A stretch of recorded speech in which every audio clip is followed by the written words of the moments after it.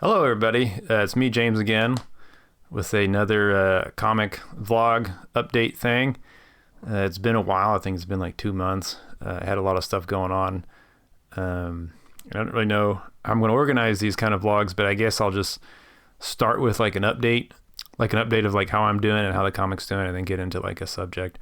So today I think I'm mostly going to talk about the next couple of pages and how I used 3D, just because that was something that I did that was different. And as far as updates go, as far as like life and comic and everything, I took a big break because I screwed up my knee.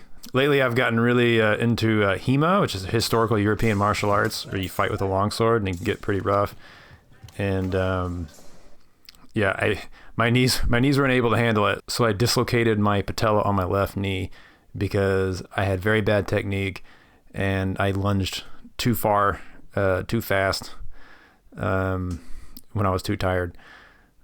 So I've been recovering that a lot and working out a lot at home, doing the ATG stuff with knees over toes guys programs and trying to get my knee back. And it's pretty normal now. It's like, it's like a basic old person knee right now.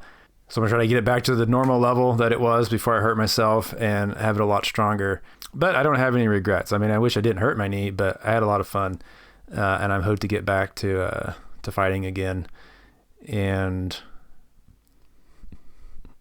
if anybody's interested, the club that I'm at actually put some videos about how they warm up, and it's a pretty good program. I say for me personally, it's helped my posture and my back and my wrists. So I'll just put a link here for anybody who's interested, because you could just do the program off YouTube, 3 times a week, and that should help a lot of problems. Of course, actually wielding a sword, swinging it around, I think might be the most helpful. Yeah. Anyway, I'll be glad to fight again with swords. It's a lot of fun, and I like getting hit, and I like to hit. And yeah, but next time I'm going to be a little bit more careful. Okay, so the comic book, like I said, I slowed down. I was, doing my physical therapy and doing a lot of my exercises. And honestly, it sucked just sitting around at the table with my leg. For the first couple of weeks, I couldn't really bend it. So, sitting down without being able to bend your left leg, that sucked. So basically what I did was just did my day job. And when I was done, I just tapped out of, my computer. I'd go in the living room and just read The Witcher and just relax, take baths and stuff. But now I can bend it. I've been able to bend it for a long time, and I can sit just fine. So now I'm back at the computer and getting back to work on my comic. So that's the explanation for the pause and for me not making any YouTube videos. Also, another life update. I got a new job, which is really nice. In this day and age, with the way the game industry is, a lot of times your stuff doesn't actually become anything. A lot of projects are kind of doomed from the start, but I feel like the project that I'm on right now is actually going to become a game, and the game's going to be good. And I think the team's really cool. So I'm super happy to actually work on that. But what that means is I just spend more time on it, which is less time on the comic than I would, and definitely less time making YouTube videos. I feel like YouTube videos are the lowest priority for me, but I still want to do them. So I'm just going to have to kind of figure out how I'm going to make this work. Right now it's the weekend and my family's off doing something with friends. And so now this is the only time I have to do it. And that might just be how it is, of like doing this on the weekend when I'm all alone or something. But usually on the weekends I'm doing stuff with my family. So we'll see how it goes. But it would be cool. And originally I planned to do something like once a week, but there's no way that's going to happen. So I'm going to try to aim for once a month, and that's going to be, I'm going to be pretty lucky if I can pull that off. I think developing a YouTube channel is a good idea, but man, it's kind of a lot of work to make a video as opposed to a post. But I feel like you get more out of a video than you ever would a post on another type of social media platform. Just because, it can age well or better than like a one-time post on a chronological timeline. And I would say that's kind of evident in, I took 2 months off, but I kept getting subscribers. and people watching the first vlog video that I did. And I thought that was pretty cool. I wanted to capitalize on that momentum, but then I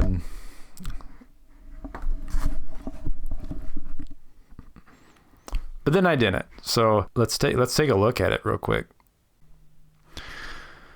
Okay, yeah, here's my YouTube channel.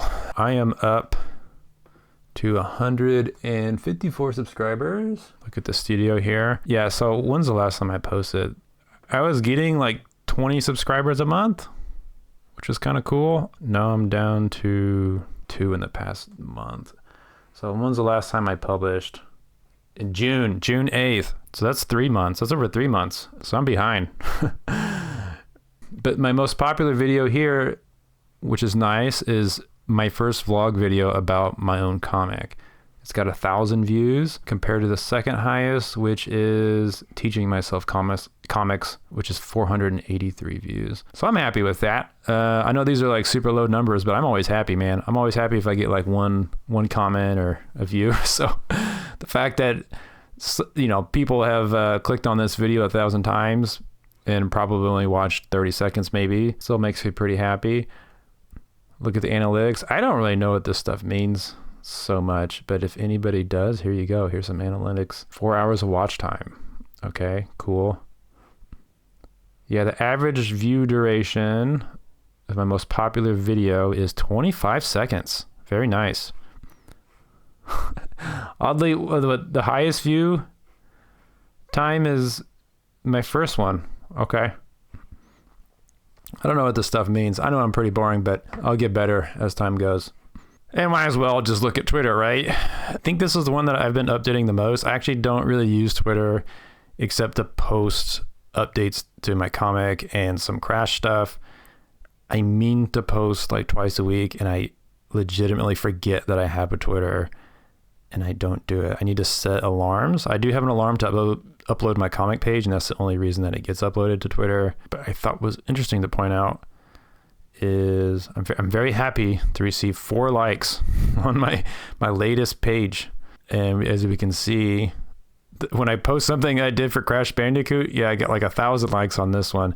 I just think that's kind of funny and kind of a lesson that maybe people care more about intellectual property than the actual artist working on something, which is a good sobering note. And also one of the reasons why I'm doing this is to make it a little bit more about me as an artist and the stuff that I'm working on, as opposed to pre-existing IPs that I didn't have anything to do with the creation of. So that's a start. So basically 1,000 people like Crash Bandicoot, 10 to 4 people like my comic. That's okay. That's a good start. Hopefully we'll switch those numbers around one day. Probably not. And I'll be okay with it. And Twitter. Man, it's been a while since I made a post on Twitter. I get more likes on Twitter, but I don't think that actually means anything. Sorry, this is not Twitter. This is Instagram. That shows how much I don't use this stuff. Yeah, I don't know if this means anything. Whenever I look up how to do stuff on Instagram, it's always confusing and seems like a ton of work to do the videos, and you have to put the app on your phone, and I don't want to do that because I don't have social media on my phone, and I'm going to keep it that way. So I probably won't put a lot of investment into Instagram. To be honest, I'd like to make YouTube the main thing, because that's what I use. I don't look at Twitter and Instagram, honestly. I'm just here for the self-promotion on these platforms, because that's what you have to do as an artist. But I don't know if it does anything for me at all whatsoever to be on Instagram. I don't think I've ever benefited from it in any way, and I can kind of say the same thing for Twitter. Except in Twitter, I have made some friends. Some people actually reached out and talked to me, and you know, I've talked to them, and it's been kind of nice. That's why I'd say Twitter is probably working a little better as far as like socializing with people, meeting peers. And a lot of people comment on Twitter, like the Crash Bandicoot fans, man, I'll show you the Crash Bandicoot fans, man, they love to chat. I got 27 comments on this. People love to whatever, speculation and lore stuff. I made a possible future for one of the characters that has been unaddressed, and people, they want answers. They'll take it from anybody. But I like that about Twitter. I like how it seems to be a little bit more conversation around the work. Of course, it's not about anything that I'm doing. It's about Crash Bandicoot. But again, one day, hopefully we'll change that around. And we'll look at my my website. Very unpopular, but why not? Let's just go through the numbers here. Look at that. The past week, 57 views. Okay, so 22 visitors. I mean, there's not much to look at here. 0 people are looking at it today. Sometimes I like to go through and see what people are looking at. Where's it? Yeah, so people really only go to look at my work for Crash Bandicoot. Like a lot of my work from Crash Bandicoot. There's a day that had more traffic. Let's see, Crash Bandicoot almost exclusively a little peek at my comic. So the comic is very unpopular, but that's okay. That's not the point of doing it. Let's look at the comic. Okay. So here we are. That's what I got so far. What we have is 15 pages published. There's more than that done. And I'm today going to talk about page here 7. Ooh, can I make it big? Yeah. This is kind of cool about this. 7, 8, 9, 10, 11, and how I used 3D and how I got some of my files set up a little differently last time, because last time it was really jank and unpractical, but I think I had a nicer solution. The next couple of pages that I'm still using, and so we'll talk about that. Okay, getting into some of the work. So I made a logo during this time a couple months ago. Oh, just to be clear about it, I'm not talking about what I'm working on now. I'm talking about what is being published now online, and I'm really late, so I'm backtracking to earlier pages that I did a long time ago. And then hopefully I'll catch up with what I'm doing now. That's what I got slowed down with the big break in the YouTube videos. But I'll catch up. I'll figure it out. But anyway, so I'm backtracking. I'm talking about the past. So I worked on a logo because I feel like I needed it for my website. There it is, folks. Okay, so page 7. If you remember from last time, maybe I can just show an example. Okay, this is just the only file I had of the first couple of pages. This is a work in progress from a long time ago. But remember last time I just did like a big strip like this, like just scroll from top to bottom, and I broke the pages down, or I cropped the pages as I went down. It wasn't a real practical reason to do this. It was kind of difficult to work with because I'm posting one page at a time, but for some reason I didn't want to work on one page at a time. So I changed that up. And I worked out some math of how I can work on multiple pages at once. But before I could do that, I had to have one single page all by itself. So this is that page, I don't know what page it is. I think it's 7. But unfortunately, the original file for this is gone. This is the Photoshop file, but I did this in Krita, and I wanted to talk about me working in Krita, what I thought of it, but I deleted it. So I'm sorry about that, but I will say I'm going to try to do more Krita in the future. It's just I'm so used to Photoshop and all the shortcuts that it's kind of difficult to transition when you don't have any time and you just want to get it done. But I need to like really sit down and learn what Krita has to do, because it did have some really cool features I wanted to show, but I messed it up. But they have some really cool like perspective grids and things that I used here. The ink, the brushes are really cool. The ink brushes are really nice. They're different than Photoshop, so you can't expect the exact same results, but in their own right, on their own, they're actually pretty awesome ink brushes that I liked using, especially if you want to have like a more, I feel like I want a little bit more messy on this one. I feel like Krita is pretty good for that. Krita also has some amazing editing abilities as far as doing transformations across multiple layers, which you cannot do on Photoshop. I think Photoshop is the only program that I know of that still does not allow you to edit multiple layers at once. I think Clip Studio lets you do it. Krita definitely lets you do it, and Procreate lets you do it. And if you don't know what I'm talking about, try to make a selection and select multiple layers and then try to move that selection. You can't do it. You can only do one at a time, which I think is Photoshop's most annoying lack of features is not being able to edit multiple layers at once with a selection. So I want to get more familiar with Krita, and also Krita is open source. You don't have to pay for it. That just makes it safer too to invest, your skills learning it, knowing that it's always going to be around. Whereas Photoshop, I know there's going to be a day when it's not going to be the way it is now, the subscription is going to get out of control. The company, may collapse and not be there anymore. And then Photoshop's gone forever. There's so many things that could happen because it's a publicly traded company that are not good. Whereas open source software, it's yours forever, and people update it probably better than paid software. So yeah, I just need to make the plunge and really make a commitment to Krita. But like everybody else, I'm so familiar with Photoshop, I'm kind of stuck to it. But let's talk about what I did on this page, because I used some 3D. So let's turn off the color. I actually kind of like this better without color. I'm thinking about not even coloring this comic anymore. Whatever, we're not talking about the color at the moment, but all right, so let's look at the 3D here. Take away the inks. I made this in Blender. Isn't that fun? I didn't have to do that, but I did it because I woke up one morning and I thought, well, why not just give it a try? So I did. I gave it a try, and then I just drew over it. Oop.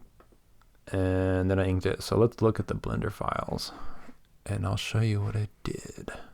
We're in Blender. I haven't opened this up in so long. Let's see if I remember what I did. So where's the town? Uh-oh. Okay, look. Boop. There's the town.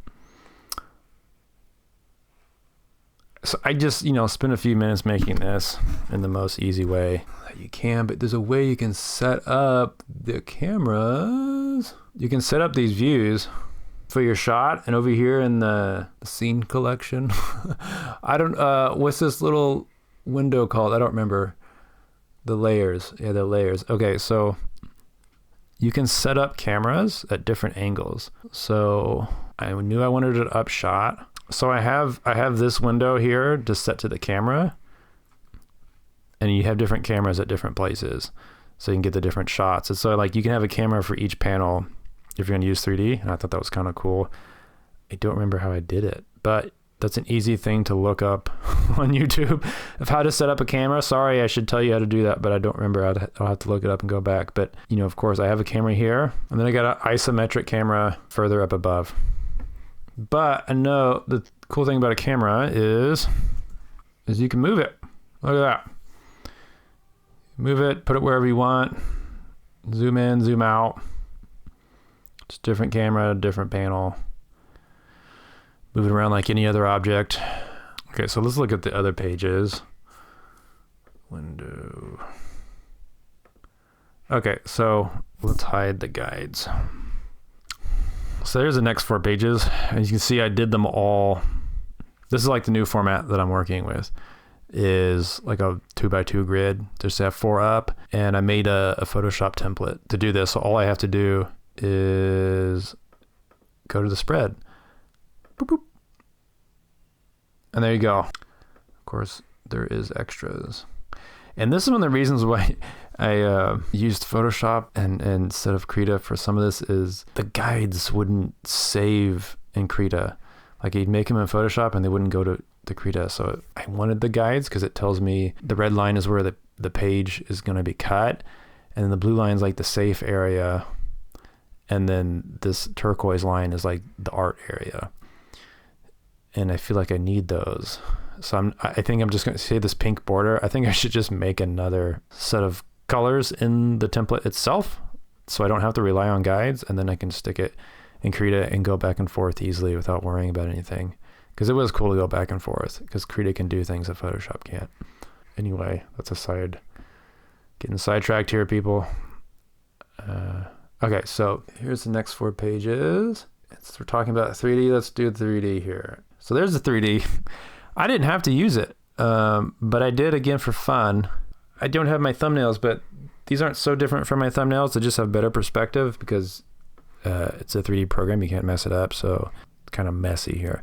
But this is, the sketch over the 3D that pretty much gets you what you want. And one thing I thought was cool was the shadows. So like this shadow here, where it kind of, shows him because he's lit from behind. Oh, never mind. I thought it was in the 3D. I guess not. I made it up myself. Okay, never mind. I was gonna like say that it gave me inspiration for the shadows, but as we can tell, that it didn't at all. Except for maybe this one with the shadows like really long behind these guys, and this cool shadow. I made that up myself, I guess. But let's talk about how I did those. So the cool thing about Blender is you can just make these little groups or these collections. Just have a whole bunch of cameras, a whole bunch of groups, and a whole bunch of environments. So this is the prison cell that he is being held in. And that's that first shot. I have light. Can I show the light here? There's the lighting on this side over here. So I thought that was kind of cool. So I modeled this window over here and stuck a light through it because the window actually does play a part. But I think why not? If you struggle with perspective and it's going to take you all day and that's what's going to stop you from making your comic, like, just use Blender. I mean, why not? I have a lot of shadows going on. But that's kind of cool to be able to manipulate all these things and make all these decisions. Look at that. That's kind of a cool shot. You can work with that. I wouldn't, trace over this exactly and use these exact shadows, but this can be, a big inspiration of, like, this is clearly the focal point over here, like the top of this pillar. And you can put the person's face and the top of the pillar, in white, surrounded by all this black. And these are kind of more medium tones as kind of like a secondary focal point. So I think that's kind of cool to play around in Blender. Of course, you kind of have to have the idea before you start. It doesn't just like randomly happen. Although happy accidents can happen, but you can get lost in the sauce relying on that. Why not? I mean, how complicated is this shot? You don't really need 3D to do it, but why not? It's already there. As you can see here, I like to use squares for the people. I don't know if you guys look at like Bridgman Anatomy, he used like a lot of boxes and squares to show the planes. I think that's a good way to organize a 3D scene. It's just squares. Because that to me, I think that's enough, especially when I have tree people who don't really move their torsos. I know this is the left side, this is the back side. Same thing with this, like this is the front facing angle of the character and this is the side. I think that's all you really need. Of course, you can, put little mannequins and stuff in your scene, but I think I'm too stylized to do that. I don't feel the need to do it. And this shot here, look how crazy that is. I did that just by playing around with the camera. So the cool thing about the camera, you can do all this crazy stuff here. Where is it? That was the focal length? Yeah, look at that. Whee! You can go really crazy and just make some crazy angles like it's the 90s. Like the 90s movies always had these crazy wonky Dutch angles and crazy perspectives and all this stuff. So I think it's cool to mess around with that. So this is a kind of a happy accident, this little perspective that I had in this scene. I thought that was fun. And that's it. This didn't take very long. I don't know if I'll ever use it again. I guess if I'm really struggling with the perspective in a shot, I might pull this up and try it again, but I don't think it's that necessary, but it is fun. So let's look at those here. Yeah, like I was saying about the planes, the back plane, the left plane, it's kind of all you need. And so you can show that with the characters. Of course, I definitely manipulated the perspective. See, he's from more of a side angle where he really should be more looking down on him. This guy here, but I got him, he's fake. It's a fake perspective just for readability. This guy's a little bit more accurate, but not quite. It gives you the information. So like the perspective line here on this box, you could use that for like the eye. So if you want to know where his other arm is, just use this same angle here. His arm would probably be like right here. The other arms, if it was sticking out, it'd stick out like over here. Of course, my perspective is different on him. So with the perspective that I use, it'd probably be more like right here. That's what I think is good, just to get the eyeball angles. It's like, what's the angle of his eyes on his face? Well, you just have to look at this line right here. That's the relationship of his eyeballs to one another should match this line. They kind of do. I didn't take it too seriously, but it generally follows that line of perspective. So that's how you would use that. And that's why I think boxes are probably the most helpful. I would say they're more helpful than a mannequin, but what do I know? Same thing here. In my head, I know. So his head, the eye line on his head is probably like this, what I'm showing with my mouse. That's probably what you see behind here. You can't really see that edge from here, but you can imagine it's probably like that. I totally faked that. See, this guy doesn't match that box. In this scene here, I mean, did I really need to do that in 3D to do that? No, I just did it for fun. I guess if I did this without 3D, I probably would have put this guy down, or we would not see his feet. So that's a good reason to do it. Like when you think about the space, sometimes you forget like how big things are in relation to one another, and like the whatever from the perspective of your eyeball. Like this guy is like really huge compared to these others. I think maybe you would naturally stick this character down below where you wouldn't see his feet. But because I have the perspective or the actual 3D shot, which I apparently didn't use, it would make you do something a little bit more accurate by putting him up higher. I'm saying this, but look what I did. I put him like way, his feet would be way down here, whereas in the 3D it's up here. So I think it's more visually appealing to crop him at the waist than to actually have his feet in the image like the other guy. I feel like that gives a better sense of space. So that's me totally faking and cheating with the perspective for something that I think looks a little better. And again, I didn't really need it here, did I? But it's there. Let's see what it looks like. I didn't use it at all, did I? Look, they're pointed. The 3-point perspective has them like angled totally differently. Of course, they're standing up straight. In my image, they're leaning over, so you can't rely on the box so much. But I completely stopped caring about the the perspective in this angle. And of course, down here, I didn't use it anymore. This is just made up, doing what I want. I think I started to model this in 3D, but I was like, let's get started. I didn't have the patience for it. And so that's 3D. There you go. Let's talk about color. Okay. I'm not doing so great on the color. I don't really like my color so much, but what I'm going for is like really old comics. I opened up like a 90s Batman comic that was really low quality. I ended up really liking the colors. I don't remember what it was. It's something I found online and I tried to mimic it. And I don't know. I like the like garish 90s colors. That's something that few people probably share my preferences for, but you know, it's my comic. I'm gonna do what I want. I'm still trying to find like a happy medium of something that's like doesn't make your eyes want to bleed and also make me happy. That's kind of a hard thing to accomplish. So we'll get there. I think the earlier pages, I think I did a little bit better with the color, and then some of the more of the recent pages, I think I'm doing okay too. But I'm not happy with the colors here, but because I was inspired by like cheap 90s stuff on bad paper, I did try to do a filter here of like the, like the printing graininess. I actually think this looks pretty cool, but for the size of the comic, I don't think it looks good. And also like on big open areas, I think it looks bad. I think it looks good where it's a little bit more busy like this. But this only works like, I think it only works in like a huge image where it's like blown up like this is how you'd view it. When it's zoomed out, I'm not so sure it helps or make any difference, especially these like big open spaces look like crap. So dang it. I think the best way to emulate that is to print it on paper and just have crappy 90s printing press. I don't know if that's even possible anymore, but I think that would be so cool to have that like just terrible printing. I picked up some old comics from the store. They just had like a garbage bin of stuff from like all different time periods, but I got some comic from I think the 80s. It was like a Conan the Barbarian ripoff. I don't remember what it was called, but man, the print quality was so horrible and there were so few colors, and I thought it looked amazing because the artists really have to work with that and make everything super readable for it to be clear. And I think that just forces you to make better decisions. At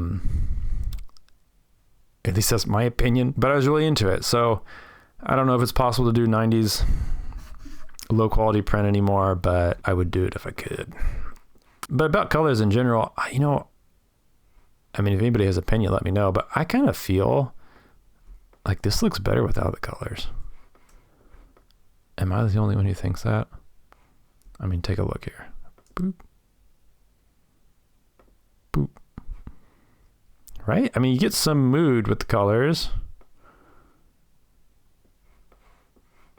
Right?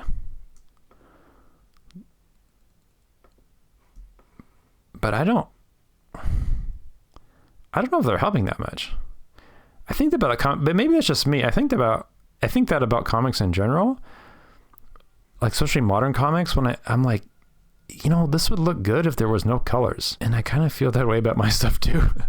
Like if there wasn't colors, I think it'd be a little bit stronger. Like manga it's all in black and white, where they just have a few pages in the beginning that are colored with like gouache or something. At least that's how it was like in the 90s or the 80s and stuff. But I think I might do something like that in the future. Whatever I work on next, I think I'm just not going to do color just because it takes time, and I'm not putting a lot of effort into it anyway. And it might, a low effort color job might do more to hurt the comic than help it. So let's see what else we got. Okay, and I'll show some of what I'm doing now. This is my big file with all the pages that I have complete. I'm working on four more right now that it's not here in this file, but yeah, spoiler alert for the one person who's reading this. I know it's one person because I can see the stats on the internet. so I'm not worried about that. But talking about color, I kind of like these colors. Again, I was looking at an old print, or I have like an old 1986 version of Ronin from Frank Miller, with the old yellowish paper, and I think it looks really good. I love the way it looks, and I've seen a modern print of this, and I don't think it looks as good as the old one. But anyway, that inspired me for more of these like dull colors, and I'm happy with this as far as color goes. I'm happy with just the simplicity. Like, he's just green and this guy's pretty much pink, and that's what tells things apart. And you have like a color in the background for the emotion and the character who's talking. It's a very simple color palette. I think this works a lot better than the vomit that's up here. Like, this is not good. This is it's okay, but I think I started to get a little bit better color down here. Not sure about this one. Again, I just do this so fast to get out the door, which makes me wonder if I'm doing more harm than good by coloring this at all. The next video, I shall talk about the next 4 pages that I did, and I think I actually recorded some of it, so that'll be nice. You can actually see me do it instead of me just talking over still images. And as far as the videos of me talking about other people's comics, I know people aren't really interested in that, but I might keep doing it. The only thing is, like, I read a comic and I get excited about talking about it, and then I don't get the time to actually sit down and record the video until like a month or 2 later. So I kind of forget some of the things that had me really excited that were fresh in my mind, like the moment I stopped reading it. So I took a bunch of notes, and hopefully that'll help. But some of the comics that I really like, that I would like to talk about, is Lucky Luke. This thing's freaking awesome. Whether I make a video about this or not, you should totally get Lucky Luke. There's 2 of them from this artist, and I think this one's my favorite. What's it called? Oh, sorry, it's called Wanted Lucky Luke. This one's awesome. So I think I might make a video about this because this is a huge inspiration and top notch. You have an entire movie plot in this thin little book here. I think that's so impressive. So definitely worth a talk. Something else I might talk about too is Murder Falcon, and see, here's the notes that I took about what I thought about the book, so that if I talked about it several months after I read it, I could refresh my memory and have a somewhat intelligent ramble about it. So we'll see. Again, nobody seems to care about those videos, but they're kind of easy to make and fun. Like, I like to sit around and look at these things, and so why not? Okay, that's it. I guess that's kind of a shorter video, and I'll try to stay on top of it and get more of these out and actually show some more process and recording of me actually drawing this stuff. And we'll see how the future goes. Like, right now, I would love to live stream, but I don't see how that's ever going to work. I got kids screaming in the background, and I'd have to stay up late, and then I can't talk, or if I can't, even if I'm early in the morning, I can't do it either. So I don't see how it's going to work out anytime soon, maybe later, but we'll see. But it is stuff that I'm thinking about. And of course, I love that people are commenting. So that's great. Thank you. Thank you for actually looking at and making comments on my videos. If you have any questions, just ask me. I'm pretty open. All right. See you guys next time. Toodaloo.